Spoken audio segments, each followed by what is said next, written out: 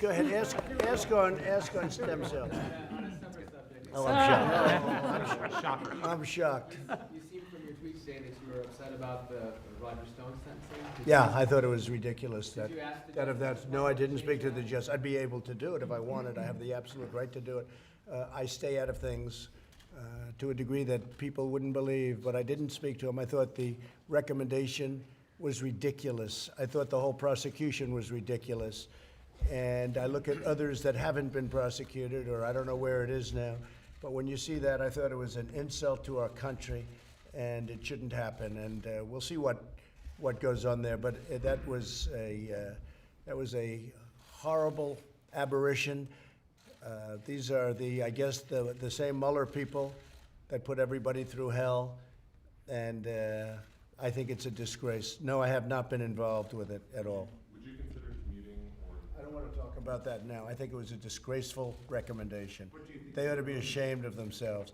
What they've done to General Flynn, what they've done to others, and then the really guilty ones, people that have committed major crimes are getting away with it. I think it's a disgrace. See what happens. Go ahead, John. I was just going to say, Mr. President, you took on Michael Bloomberg, and Brad Parscale did as well over stop and frisk. Yet in 2016 and 2018, you praised Rudy Giuliani for the stop and frisk program. So what's different about what Bloomberg said from what you believe? Well, I'll tell you what, I looked at it, and I watched him pander at a church and practically beg for forgiveness. I wouldn't have begged for forgiveness. I mean, he was doing his job at the time, and then when he went up to the church, I thought it was disgraceful. But I put something out, and it was pretty nasty. And I thought, I'm looking to bring the country together, not divide the country further. But when he went up to a church and he apologized for everything he's ever done, that was only for getting votes. And I think probably people understand that. Yeah, please. I am. I just spoke with Prime Minister Modi, and it's going to be I don't know who's going, but he said we will have millions and millions of people. My only problem is, so last night we probably had 40 or 50,000 people, far more than anyone else. But when we have 50,000 people nowadays, fellas, I'm not going to feel so good, because he thinks we'll have 5 to 7 million people just from the airport to the new stadium. And it's the largest stadium in the world. He's building it now. It's almost complete, and it's the largest in the world. And he's a friend of mine. He's a great gentleman, and I look forward to going to India. So we'll be going at the end of the month. Do you plan to sign a trade deal with the Indians? They want to do something, and we'll see if we can make the right deal. We'll do it. Mr. President, do you know who Anonymous is? I don't want to say, but you'd be surprised. Would you be surprised? But I don't want to say. And can you talk a little bit more about some of the recent departures from the White House, including the Vindman tweets? No, well, I obviously wasn't happy with the job he did. First of all, he reported a false call. That wasn't what was said on the call. What was said on the call was totally appropriate, and I call it a perfect call. I always will call it a perfect call. And it wasn't one call, it was 2 calls. There were 2 perfect calls. There was no setup, there was no anything, and he reported it totally differently. And then they all went wild when I said that we have transcripts of the calls, and they turned out to be totally accurate transcripts. And if anybody felt there was any changes, we let them make it, because it didn't matter.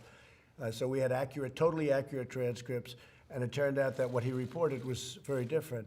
And also, when you look at Vindman's, the person he reports to said horrible things, avoided the chain of command, leaked, did a lot of bad things. And so we sent him on his way to a much different location, and the military can handle him any way they want.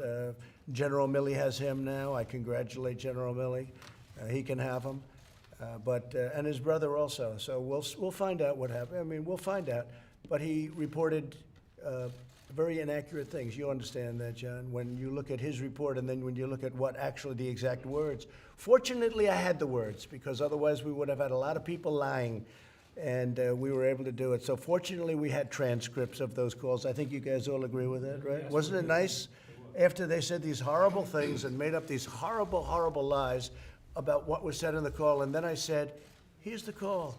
I had a transcript. If I didn't have a transcript, it would have been my word against their word. But there were other people on that call, too, many people on that call, Mike Pompeo. And I know that when I speak to the head of state of countries, presidents, prime ministers, et cetera, there are always a lot of people on those calls, especially from the other countries, I imagine. I don't know that for a fact, but I know for a fact that we have a lot of people on those calls. Who would say something wrong? I wouldn't say it wrong anyway, but who would say wrong when you have when a call is loaded up with, sometimes as many as 25 people, sometimes as many as 3 or 4 or 2, but there's always people on those calls. I fully know that. But that was a perfect call, and it wasn't reported the way it was reported, like, oh, it was so terrible. That was a very nice call. That was a very friendly call. A couple of things. The president, as you know, of Ukraine stated very strongly that there was no pressure, there was no anything, there was nothing wrong. And it was really a very sad state of affairs that our country wasted that much time on nothing. And I want to thank our 3 senators that are here for agreeing with me. I mean, you had one grandstander. He's always been a grandstander. Are there more departures to come? Oh, sure. Oh, sure. Absolutely. When you There say- always are. When you say that the military can deal with Vindman any way that they want. Yeah, well, that's up to them. Are you He's, suggesting he is now, he is over with the military. Do you think he needs to face disciplinary? That's going to be up to the military. We'll have to see. But if you look at what happened, I mean, they're going to certainly, I would imagine, take a look at that. But no, I think what he did was just reported a false call. If you look at what he said, and I'll tell you, the one worse was you look at Shifty Schiff. Take a look at what he did. He made up my conversation. And then we dropped the transcript, and he almost had a heart attack. Didn't he say 8 quid pro quos? Think of it. So 8 times I said the same thing, according to Shifty Schiff. If I ever did that, so you say it once. Now you say it again. We're talking about a man that I've never even met before.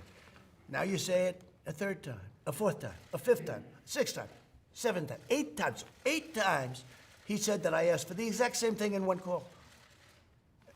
After the 3rd time, they'd have to take you away, okay?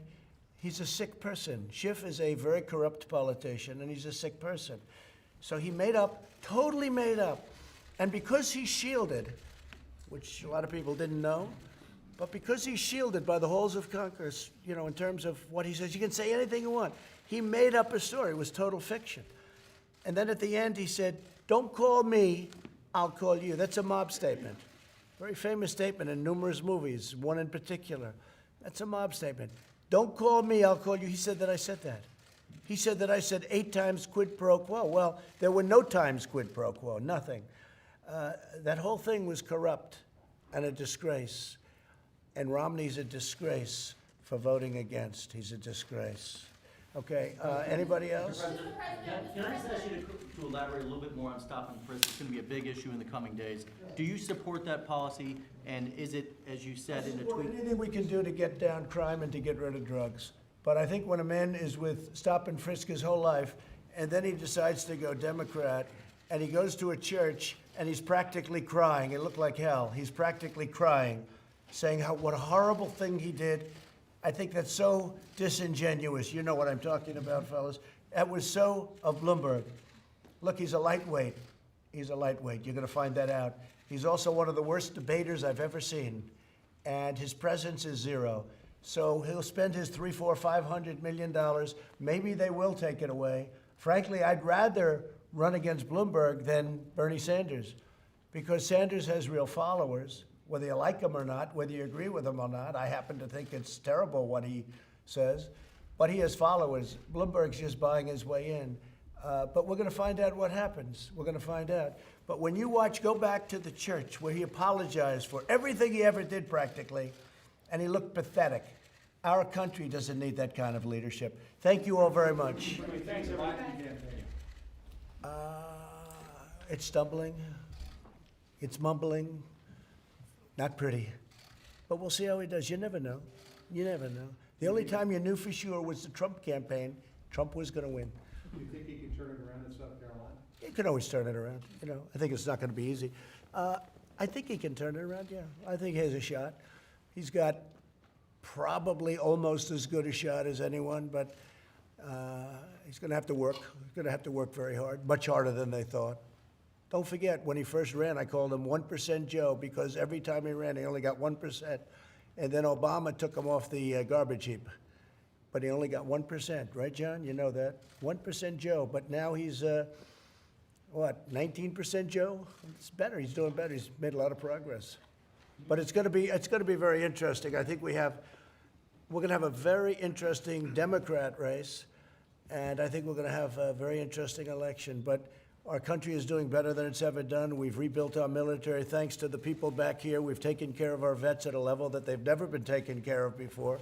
Jerry, been never even close. And it's really something that we're very proud of. You look at the economy. I mean, we have the best economy we've ever had. We have the best employment numbers we've ever had. African American, Asian American, Hispanic American. We're going to protect our Second Amendment. The Democrats want to take away the guns. They want to take away everyone's gun. They want to destroy the Second Amendment. So when you add it all up, you know, I don't see how we lose, but you never know. It's politics, right, fellas? Thank you all very